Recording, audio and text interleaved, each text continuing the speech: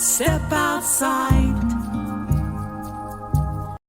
Yate Anotro. Thank you very much for being with us this evening. We have a super, super special hour for everyone, and we'd like to take this time to acknowledge our ancestors and the traditional owners and caretakers of these lands, Oga Poga Owenge, also known as Santa Fe. And we want to acknowledge all of your ancestors from wherever you're beaming in from as well. And let's take a moment just to think about where we are and let's ground ourselves and be here.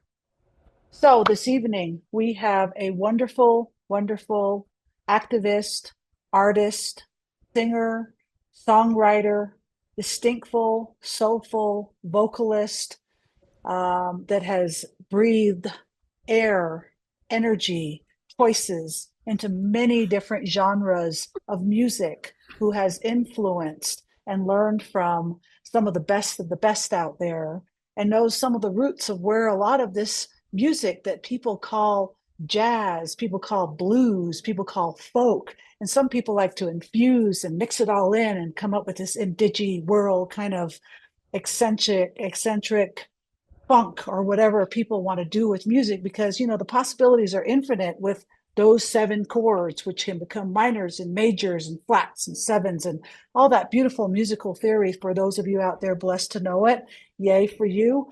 Pudafe is a musician that has made a life out of this. And as the founding member of the internationally renowned Native women's a cappella trio, Eulali, Pudafe helped to create a movement throughout Indian country, so which empowers Native Americans, but also helps people to understand how to really think about indigeneity and how to think about harmony and how to think about collaboration. And Pudafe has also been involved in a lot of coalition building, bridging for people of all walks of life. So Eulali's unique fusion of ancestral music, cultural roots, and message has left its mark. It's left in, I mean, I hear it in restaurants, in airports, in car radios. I hear it when I'm traveling in Australia, New Zealand, and Samoa. I mean, Eulali is just everywhere. Eulali's in movies. And so, yeah, it's just Eulali has been a benefit to all Indigenous people, particularly women who realize we have a voice. We have a voice and we have the choice to use it or not. So, everyone, breathe. Please welcome Hurafe.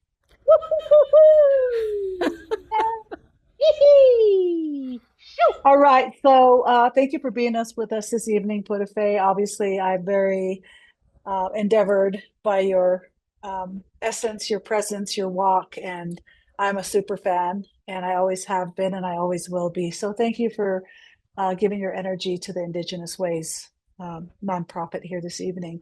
Can we get this evening by just getting to know you a little bit? Can you tell us a little bit of your upbringing and kind of who you are? Let's get a picture of who you are, particularly for people that are on that don't really know you. But many of us here, we know you. So, hi. Hi, thank you for having me and asking me these questions. um, so I'm born and raised in New York City. I come from like my mom's family. They stem out of North Carolina, from Johnston and Sampson County. And we have, through mom's family, we have a long tradition. We can count like 9 generations, I think. Yeah, 9 generations from me or my daughter of female singers. Lots of sisters, and in my generation it would be cousins. So that all sing together, and it's harmony and so forth. So I was raised by mom. Very close with my aunties and my grandparents, and they moved to New York City during the Depression. And they my mother and some of her sisters were opera singers, but and my mom sang in one of the churches. It was like Pastor Gensel was his name. He ended up having a jazz church, and so my mother ended up singing with one of the people that came to the church a lot, which was Ruth Ellington, and that's Duke Ellington's sister. So my mother ended up working for Duke and singing in his sacred concert series. So I was around a lot of music, and also the John Motley Choir. Some of my other aunties sang with the John Motley Choir, which was pretty well known. So I grew up with a lot of music and singing, and then my mother put me in show business at an early age, and this paid for my schooling. So and so I did train in song and like dance, and I worked in Broadway shows. I went to school at a place called Lincoln Square Academy. It was a very small school, a lot of actors, acting kids like Ben Stiller, Lawrence Fishburne, Irene Cara, Giancarlo Esposito, Ben Stiller. Did I say that? So all of them. There's more. Stephanie Mills. There's a lot of them. So I grew up with performing kids, and but eventually, and so eventually, and I did a lot of backup vocals. I started doing studio work. I did Broadway shows. So I've been in the business for a long time, and eventually, I started having my own bands, and then what happened? I ended up. Well, I'm a member at American Indian Community House. So when I was young, I started powwowing and dancing, and my family, we all came there, and I met Sonny. I met Sonny there, and so that's when Eulali began. So I had a jazz band, and we opened up for the American Indian Dance Theater. They were spanking new, and Joy Harjo. And in those days, nobody would bring a band, a big jazz band, and play at a powwow. That didn't happen back in those days. So I said to Sonny, how about if we sing? Let's forget the instruments and let's just sing and bring it down to a drum. So we asked some guys to come and drum, and we sang, and that was the beginning of our sound. So we kind of went with that 49 type of style with vocables and then singing English lyrics, and it just kept developing. And then we brought in Matoka Little Eagle, and then all these guys came in. We were auditioning all these guys to come and sing and play with us at the community house in New York City. Anyway, so we became a large group, and it was like 4 men and 3 women, and that was the beginning. And then it whittled down to 3 women, down to Sonny and me, and then came my cousin Jen, who was really young, and that was when we began Eulali, and Robbie Robertson came along and picked us up, and that really helped to open the doors. And Sonny and I, when it just became the 2 of us, that's when we picked up hand drums for the first time. And we heard some flack here and there, but we just kept on going, and we developed our own sound and our own way of creating like women's music, native music, and yeah.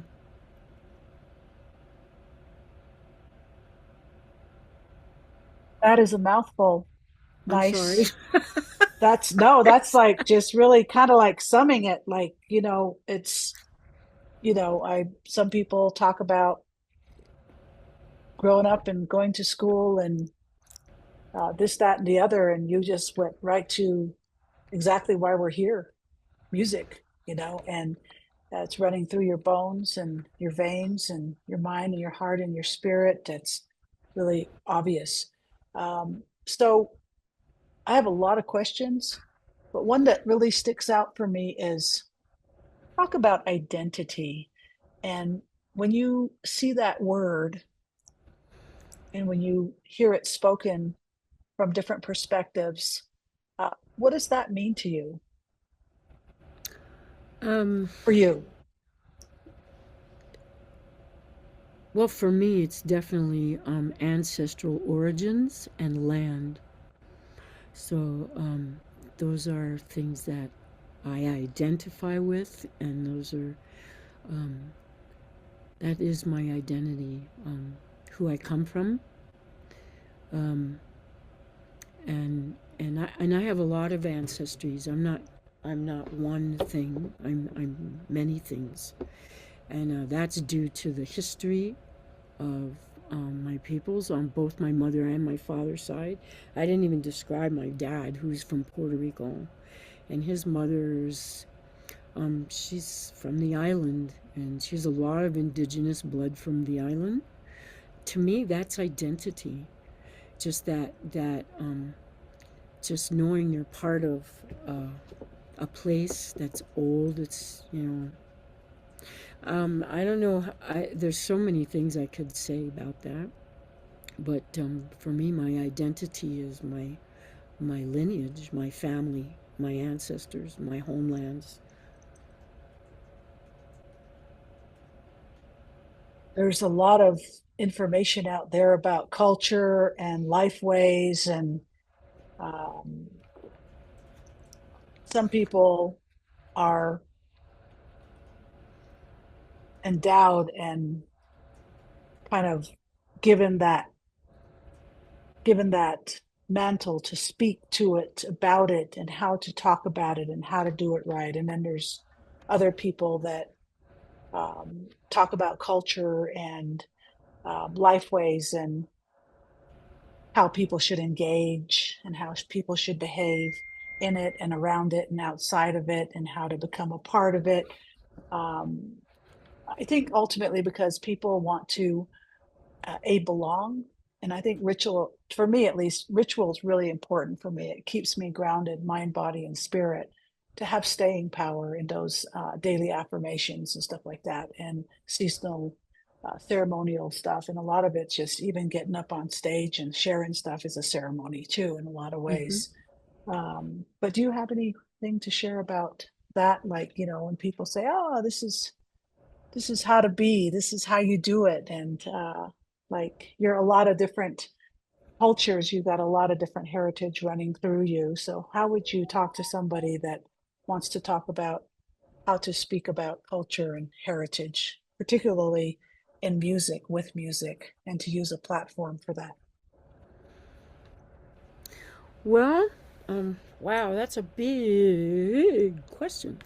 Um, um, well, growing up in New York and you're away from your homelands, you know, um, and so I learned a lot just from um, the people around me and through the community in New York, and a lot of things I didn't really quite understand, things that I did feel. I think through the group that we sang with, we learned a lot, and it brought us home. It brought us back home to our communities that we come from. And that's where I learned a lot. I also learned a lot from all those Iroquois people in New York. And they had culture classes there as well. And I also come from a people that's lost a lot. And because we were colonized very early. And we were not allowed to identify with being indigenous. That was something we could not talk about. We couldn't wear. We couldn't have rituals. Anything that was indigenous had to go underground. and including language, everything. And we did have Indian schools in North Carolina. And yeah, so when we went home, I'll tell you what, one person that really helped me a lot in terms of understanding um, music that's indigenous, that comes from our peoples, particularly those in the southeast of the states, and that's Jim Pepper. Joy Harjo also was very close to him, and and I heard his music when I was very young, when I was 17, and he talked a lot about the music from from the South, and stomp dance music and so forth. So I went home and talked to my grandmother, picking her brain, like, what did it sound like when you were little? And so, we learned a lot throughout the years, and there were things that was missing, and we had to be the ones to step up to the plate, my family, my cousins, and I, and we helped to bring a lot back. And a lot of Iroquois people would come down, Haudenosaunee people would come down to our area throughout all the years, and they would always come down and help and bring music and dances and rituals and ceremonies. And so, I mean, it's kind of, you have to build back again, and you have to learn how to, but at the same time, we still had a lot. So music came was so it was in everything. It was when you're planting, when you're working, when you're everything. So we learned, we had to recreate some things, and then we had to learn some of the old songs from other tribes that had our songs. And I'm not sure I'm answering your question, but this is where it took me. So there's so much that we had to learn. Everything, everything. And a lot of our people could not dress in native clothing at all. So we lost a lot of that. And so I'd say after, like, when the Buffalo Bill Cody shows started happening, the Wild West shows, I mean, Indians from everywhere were going to join these shows, and there were people from our area as well. And that was like the first time that they put on regalia and were singing native songs. It wasn't from their area, but it was the first time in how long, I don't know, where they were identifying as being native people. And so I think that really broke, that was the help for so many tribes to start putting on clothes and so forth, and beginning to sing and dance, and then just got deeper and deeper. So I was early on, I was powwow dancing, but through the years I stopped wanting to do that. I just wanted to go home. And I just wanted to be a part of ceremonies and just doing what we do and learning our constellations and the way we marked our times of the year, where we would have our own. Usually, the big markers were 4 times a year for every season, and all the ceremonies for every moon all around. And it's like responsibilities, and so it just really was really helpful. So Jim Pepper was a big marker for me. So I was like 17, and then eventually Sonny and I met him, and we started playing music with him. And yeah, so there's so many. I hope I answered you right. Absolutely. It's just blah I, blah. I, I seeing Charlie Lowry, Nicole Oxendine, who's on our show. She's one of our board members here tonight, and she sends her love to you. Hi, Nicole. Um, and all these other amazing Lumbies I've met. Judy Stout, who's a deaf elder that stays in the community, and is just incredibly empowered and wants to share this with deaf people, all this cultural stuff that she acquired. Can you tell us a little bit about the Lumbees? What's the original origin? Is there an original origin? Just kind of educate us in the Southwest because we're admirers of the Lumbees. We love the Lumbees, but we want to know more about the Lumbees. Can you talk to us and Okay. educate us a little bit? Oh, sure. All right. I'm not Lumbee. My family is not from the Lumbee area, but I have relatives within the Lumbee. And there's several of our nations in the eastern part of Carolina and Virginia and South Carolina. We're connected. Those borders is like really our people were like this, up and down, with the rivers. Okay, so it's like the coastal part is basically like Algonquin people, and then inside of that was and is all of your Iroquois speaking nations, and then after that is all your Siouan people. So we all have, yeah. So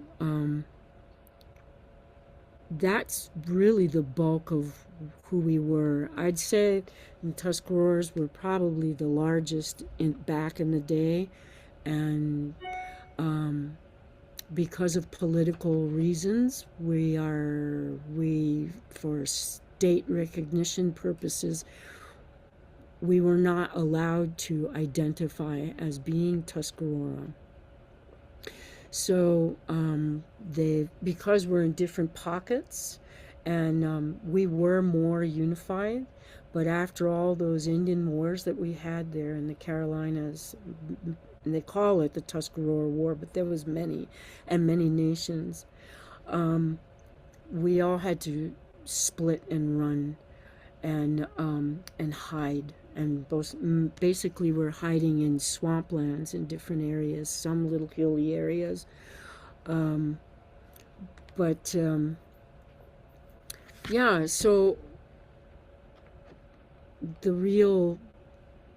Lumbees are largely Tuscarora, and where my family is from, they are Tuscarora, and they have some other nations, but they're basically Tuscarora. They're called Kohari, which was a Tuscarora chief that brought us inland on the Neuse River and brought us into one of the fingers creeks that came into inland, and they named it Kohari, the river, after the chief. And they were the band that warred first against the settlers because they were trafficking and stealing children and young women. And so they formed a war party, and all these different bands of all those nations that I mentioned, they all went together and just went crazy. And then they got out of Dodge. They abandoned those villages and came inland to the main villages. And so a lot of those people that are Lumbee today a lot of them are all those different nations, but largely they're Tuscarora. And Tuscaroras were mostly from the northeastern part of what became North Carolina. And they caravanned down. They were given land. They were driven out. And so they were given land down where they live now in Robeson County. And yes, and we did take in people. We're all related. Like if you did a DNA thing, we are all seriously. I don't know why we don't have 5 eyeballs and all, but everyone is totally related. And I like that personally because it shows that we are a people. It's not just some made up thing. People say horrible things, but that's not true. We are absolutely 100% the people from the lands there. We are a part of the land. So, and Lumbees are the largest. There's like 60,000 of them there. And They also, some of them relate to their Shira heritage, or there's other paw monkeys, which are in Virginia. I mean, people were all over, they were running everywhere. So there are, most of the people did come under the Tuscarora Confederacy. We had a confederacy. I think that banded together very tightly during the colonists that came. Um, I have to say, I mean, we're huge canoe people at one time. We did a lot of travel and trade, and part of that whole canoe tradition is the singing and harmony.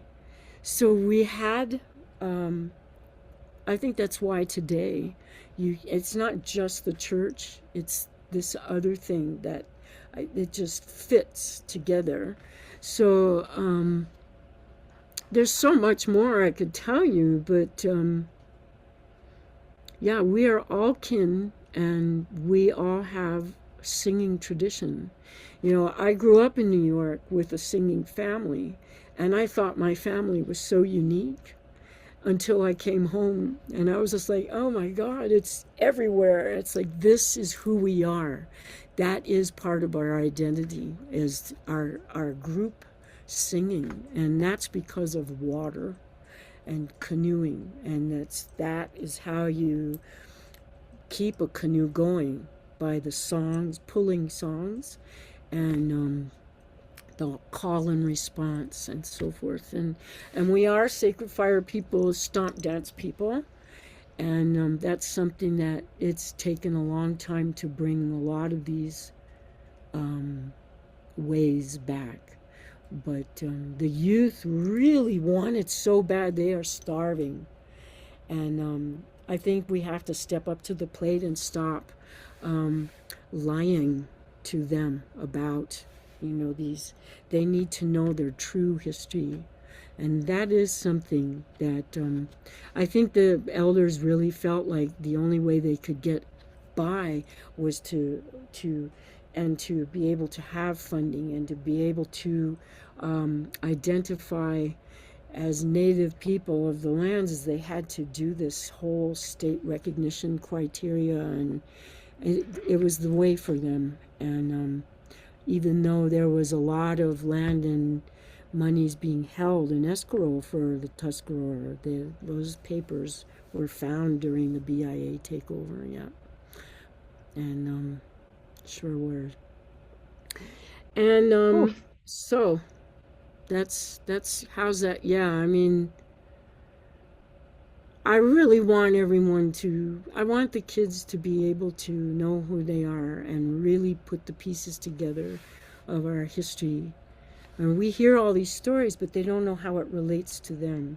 And so they have you can't even claim like ancestral remains. And it's very frustrating. And some of them don't even recognize that those are their ancestors and their ancestral remains, and that some of the lands and the rivers and the names of the rivers and the names of all our villages and so forth, from all the different nations that we had there. We are those people. We are them. We are that land. So, There's so much to learn. There's so much to learn from all of the indigenous tribes of Turtle Island, and thinking about pre-colonial times when there was no invisible boundaries between Mexico, America, and Canada. It's just this is the indigenous sign language for Turtle Island. Kind of looks like it, huh? And there's a whole story. We got our brother, elder spiritual leader, James Woodenlegs from the Northern Cheyenne tribe, who you will meet Friday night, has a whole story around that. And he's he's got the goods. He's got the stories handed down by his elders from Lame Deer, Montana, all in indigenous sign language. That's his first language. He's profoundly deaf. And he learned American Sign Language when he was boarding schooled out. Like hearing Indian kids got boarding schooled out, same thing happened to him. But he talks about this whole concept of Turtle Island before colonization, and it's fabulous. It's just absolutely brilliant. I think it's really important for us to learn about each other. I being Navajo, identifying as Navajo, although my father was French and Irish from upstate New York, I still grew up on a Navajo reservation. That world was my universe until I came to IAIA when I was young. And then I saw these other Indians because all I knew was Hopis, Hopis, Apaches, and Paiutes and Utes in that area. And I come to IAIA and there's like 80 different tribes of Indians that I'm having lunch with in a cafeteria. I'm going, whoa, what's going on? But we all carried similar baggage. We all carried the same post-colonial trauma that we brought into the campus. And we both had these creative aspirational dreams and not sure how to navigate it, not sure how to, okay, I got all these wonderful visions, but how do we actually put it into motion? There's creating art, creating music, creating the creator gift that we're born with. Once we create it, what do we do with it? How do we do with it? How do we not get sucker punched with this stuff? So all these different ways of doing and being and creating and knowing to find self, to finally really land at a place and say, you know what? I know who I am today. I know who I am today. And it's taken a lot of years of just being confused in all these different orientations and interpretations of what these social constructs are telling me who I need to be in this body that I was born into. So that's a whole nother conversation for another time. And but I think it's really fascinating. And I'm learning a lot from the Gen Z culture that are using a lot of our pre-colonial concepts of gender identification, orientation, varieties, spectrums, cultures. It's all confusing, but it's all coming together in a plate they're creating to serve to everybody and saying, this is who we are and this is how we want to take what you've left us with, which is interesting to say the least. But I think important for me, at least, to be open, to be willing to say, okay, Gen Z, teach me. Teach me how to think about this so I can respect you, because you are taking that baton and going forward, and I will be your student. And it's really beautiful to be thinking like that. So, decolonizing social constructs. Do you have any words of wisdom how we can accomplish this? Well, yeah, I mean, when you think about what are the first things that were taken, some of the first things that happened is when colonizers came and they saw these people. I think the first thing they saw was our freedom, that we were naked, that we didn't have this gender kind of thing. The women were very much in their own power of who they were and connected to the land in a way that they were not over there, at least not for thousands of years. And so the first thing they did do was disconnect, was take the women's authority away. And then like your two-spirit people, and then all of your like holy people, your faith keepers and your medicine peoples, and they totally twisted and they took our authority, not our power, but our authority. They took that. And so those things, and they reduced us into like being whores and witches and perverts and all this stuff and really shamed us. And I think they took the women, and the fastest way they could get land was to marry up these women. And then start, having children, and then there they have their new patriarchy. So, yeah, I mean, you really saw that in a lot of the early colonizing the colonized areas. And So to me, and everything they did to the people within residential schools, everything that they took out, all of that needs to be put back. Everything that they took needs to be put back into. So it's like, for me, decolonizing is like to, I personally would, I really wish we had more, like Christy Belcourt says, culture camp forever, you know. So it's just like, so I just think that we should have our own schools with our own medicines and learning everything from the little people and on up. And I just, yeah, to me, that's the only way to decolonize, is to begin with the children, just like they did. They took it out from the children. So I think we need to start putting it back into the children. So, yeah, and just learning the ways of, most of our people were matriarchy. And when I do work with youth programs up north in Treaty 10 area, in my husband's home, I always bring in those maps that Aaron Carapella makes, those First Nations maps. And some of them, he has them without any borders of whole Turtle Island. And he's got all the names of, not all, but as many as he could gather, of all the nations in their traditional territories at some time and point. And there's no border lines. There's just territory and peoples. And I show this to the kids. I'm like, there's no borders here.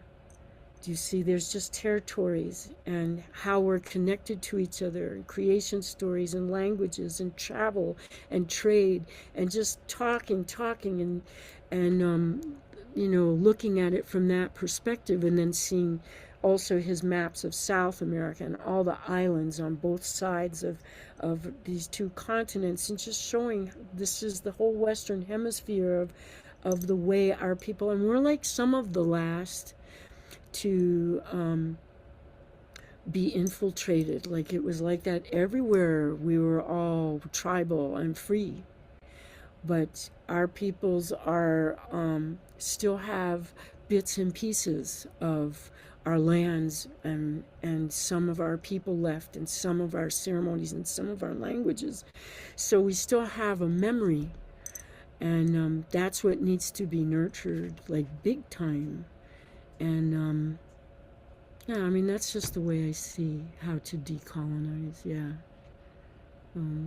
Perfect. I Yeah. mean, if You there's know such a what thing as else I do? perfection, After I show that map, I show the map that Aaron Carapella and Winona LaDuke put together, called Keep It in the Ground. It shows all the pipelines of Turtle Island, like, and yeah. And so it really gives them an idea. It's like, you see, this is what's happened to us. So they really understand. They really get it. wow. Yeah. Wow. Well, I think this is the perfect time to uh, call for a song. Can you just share with us one of your beautiful medicinal ceremonial songs so that we can have some of your healing through this beautiful better than nothing way to know you, which is this screen right here? Can we hear some of your creative thoughts through song for just a moment before I start asking you another question? Okay. So I'm gonna choose the song called "Sacred Seed," like seeds, and so it's inspired by Tuscarora creation story of Sky Woman and the twin suns, and just all the elements and the creation of earth and so forth. And so here we go. And so when you hear the word escalier, it's a woman's dance, and I was told it meant to go around, and for me it means the cycles.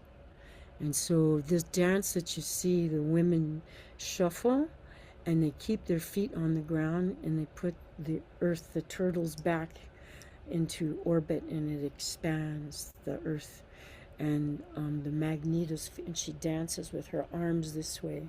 So she's just making all the energy, and and her she's coming from sky world and bringing down all the light and the energy from the beginnings of everything. So here we go. Okay. I'm going to do it real simple. Okay. Sacred seed DNA, the memory of all time. Mother's twin sons recorded code creates all the circles of life. Falling seed, plant and conceive, the up and down worlds collide. Over and over come the sacred birth, the blood earth sacrifice. A spinning orbit, escalier, magnetosphere dancing flight. Expands Turtle Island, Pangea, stands Sky Woman, tree of light. Well, star, sun, and moon are coincide, control ocean tides together. Thunder, rain, fire, and hurricane, four winds and begin forever.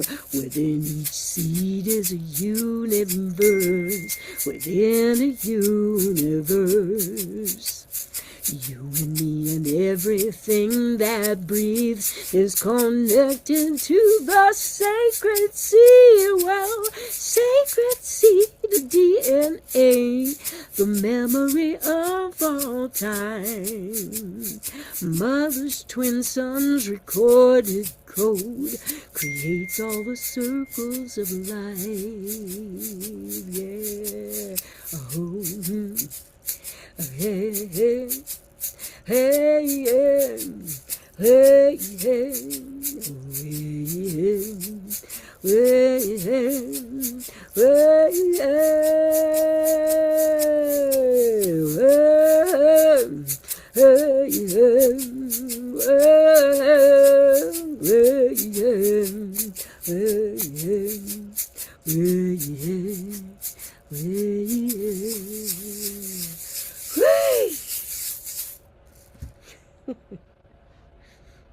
Yay, that is beautiful and enlightening and galactic. And I can relate as a Navajo of our creation story with Astanagle, changing woman, and the twin suns she birthed from the sun's pollens. And a lot of people have heard about changing woman in our culture. And I call her one of our amazing holy beings. And so I'm going to ask you one more question because I noticed we got a few people in tonight, and I'd like to invite them after our commercial break.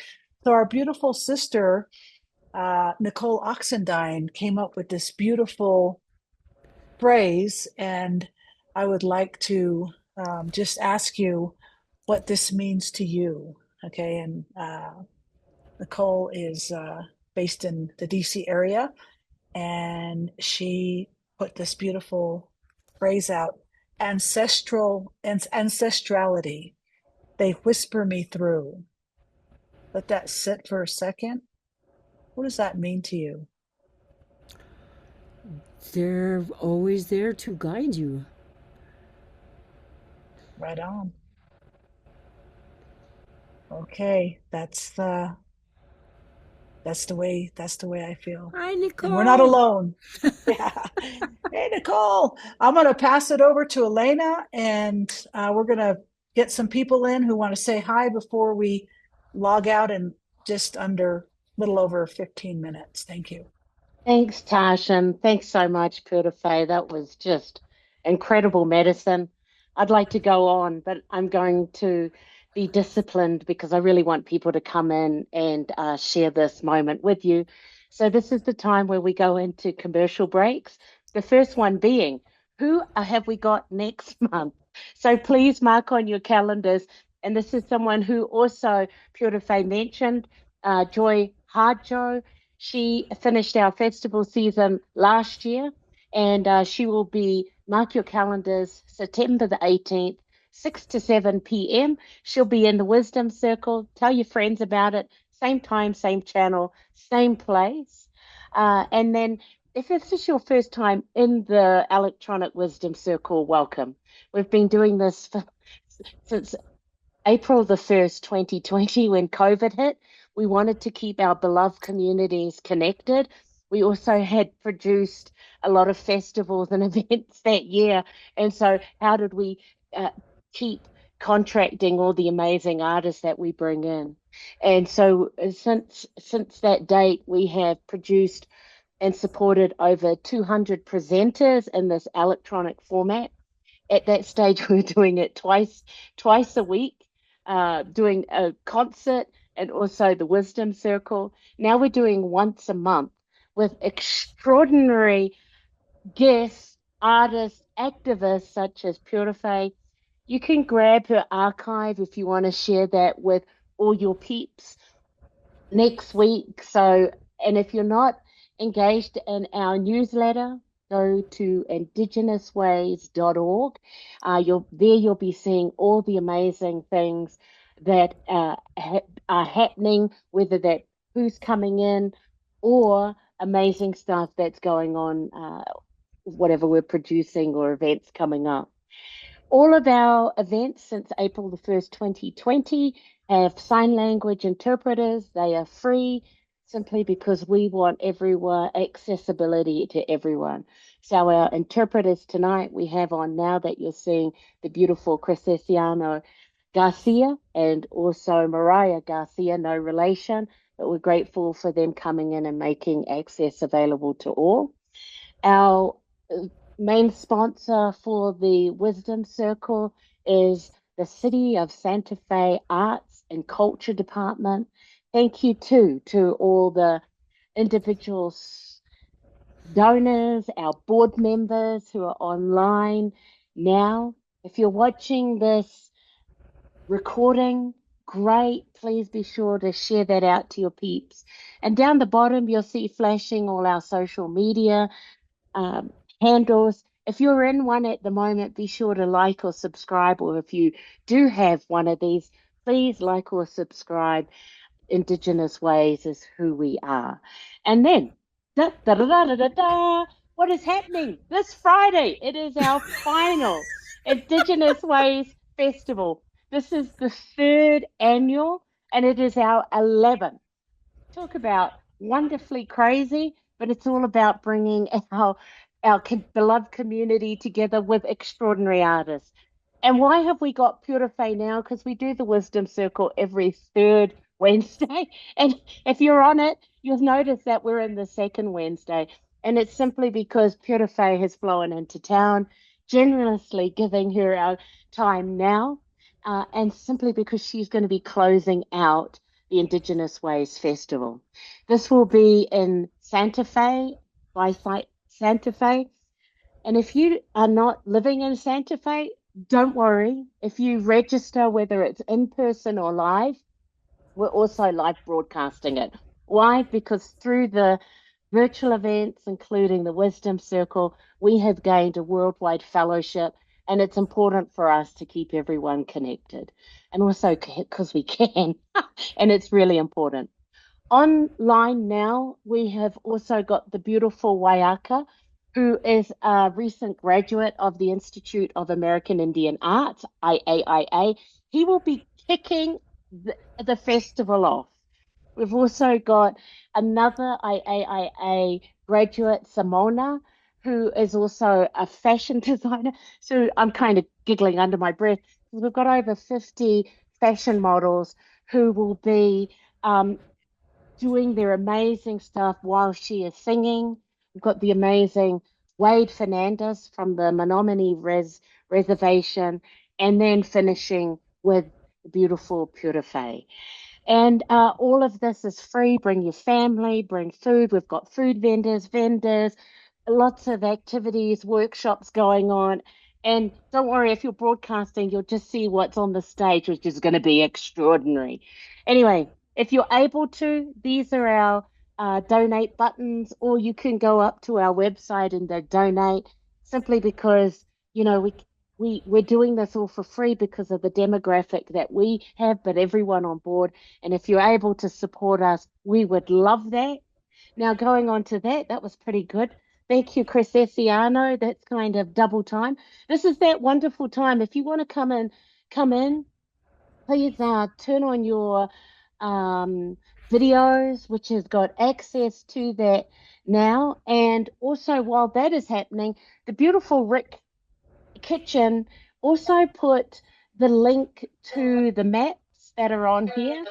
So if you want to have access to those maps, you can, which is in the chat box, which Purify was speaking about. If you want to have a little yarn, just wave your hand and Tash will pick you up. We've got about 10 minutes. Thanks, Tash. All right. First and foremost, I see our beautiful elder, Teresa. Teresa, would you like to say hi? That is you. I was like, why does she look so familiar? Well, Teresa's unmuting. It's so great to see you. Teresa is also on the Wisdom Circle. She was a board member once upon a time, and we feel really blessed seeing you on the screen like everyone else. Okay. Yeah, we love you, Teresa. So I want to go on to my best friend, Richard Erdos's beautiful daughter, Jackie Erdos, who's beaming in from Maine. How's it going, Jackie?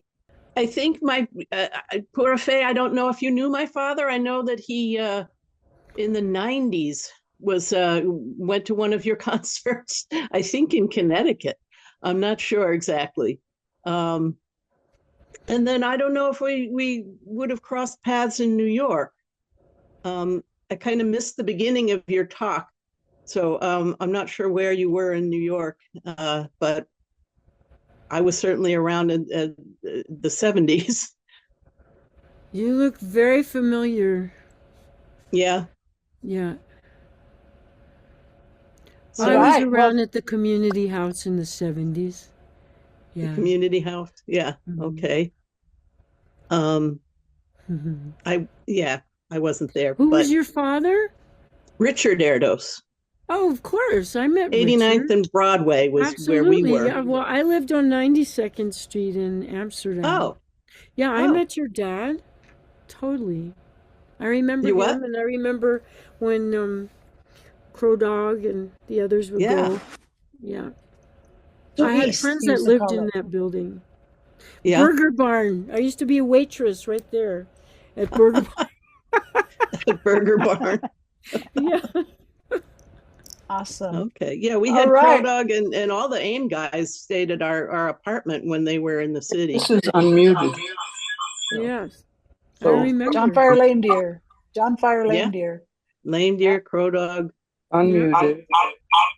I remember. The Bell Courts. Put your hand up. Dennis. I just put my hand up. Okay, we got some echo happening here. Yeah, I don't know what's going on. Okay, we can hear you now, Teresa and Barbara. Okay, let's say hi to Nicole. Nicole, would you like to say something, sister? Thank you for being here. We love you. Hi, I love you too. I'm so happy to see you. And I wish I could be there in person with you. That's okay. Hug. And you too, Purify. So much respect and so much gratitude for your being and for your journey and the way that you have shared that journey through the music and the medicine. It's just, as a mother of 3 daughters, and we're all just we are all beneficiaries of that. I'm so grateful. You really struck me tonight with speaking of the rivers, that vertical, and also of your history coming down from New York City and our people. So we're Deep Branch and Burnt Swamp Mhm. Oxendine, Samson, Oxendine folks. But also, I went to NYU. I've got a daughter who is back up in Manhattan now, and sort of seeing this back and forth. My grandfather was in Baltimore, and just both within our own people, the way that the music is carrying the tradition, and you're helping to make that possible. Renee Locklear Lowry just was teaching this river song. Yeah.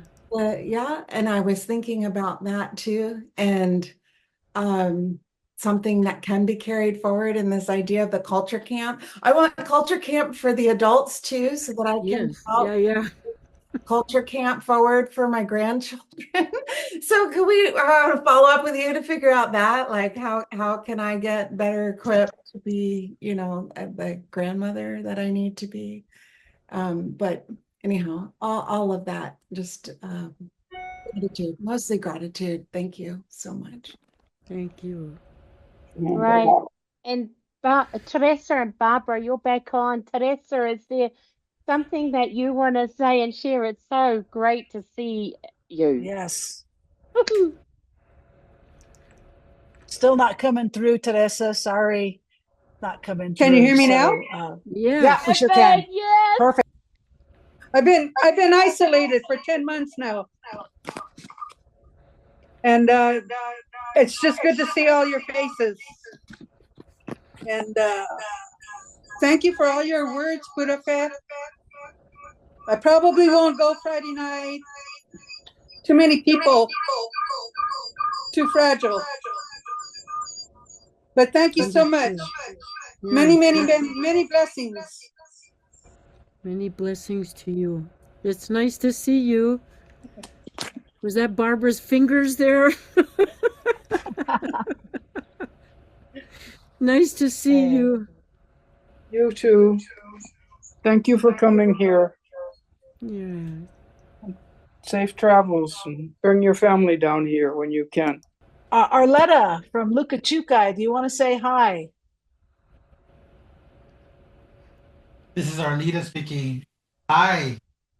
Thank you for having this session. I really enjoyed connecting to it tonight. Very glad to see you all again. Really nice. And I really enjoyed learning about the East and the Tuscarora, Seneca, and the other tribes that are in that area.